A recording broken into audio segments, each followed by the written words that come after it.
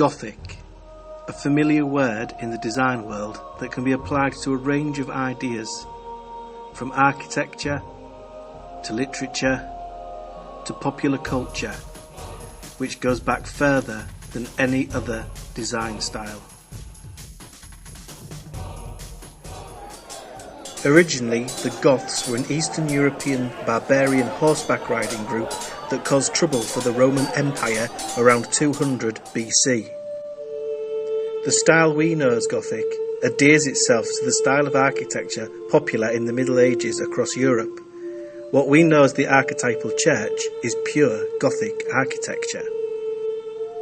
To the medieval architects, it was just the European style.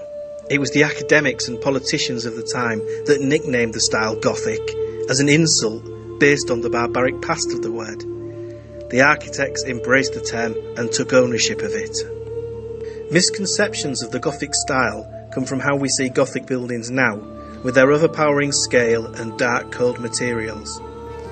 In actual fact, in their heyday, when Christianity was the norm and the most important part of life, churches were full of colour, vibrancy and fun. The Gothic style was king for 400 years, but was gradually replaced by classical styles based on historic interest in Greek and Roman architecture, with various revivals taking place.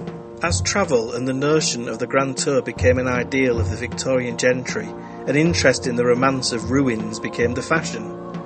Members of the aristocracy had replicas of crumbling temples built in their grounds, and started to look to the Gothic period and add interventions onto existing buildings. This was the Gothic revival. As well as creating replica buildings, the innovative Victorians would use modern materials and methods in the manufacture of brick and iron to create a new Gothic style, demonstrated here in London's St Pancras Station. Politicians now embraced the once mock style in their own surroundings of the new Houses of Parliament. The Romantic notions also started to influence other fashions, such as art and literature. The publication of Frankenstein and Dracula, with their descriptive backdrops, cemented a link between horror and Gothic which still influences us today. As the film age came about, Frankenstein and Dracula proved rich pickings for the box office, and once again influenced art and popular culture in paintings such as American Gothic by Grant Wood and in the cartoons of Charles Adam. In the 1980s, a post-punk subculture emerged with their origins in the world of horror and romanticism of all the Gothic periods.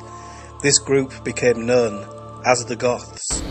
Today, the goth subculture itself has divided to incorporate emos, steampunks, vampires and pirate styles, who gather and celebrate all things Gothic twice yearly in Whitby, the backdrop of Dracula and home of the medieval abbey, bringing all the styles and periods together in this still expanding genre.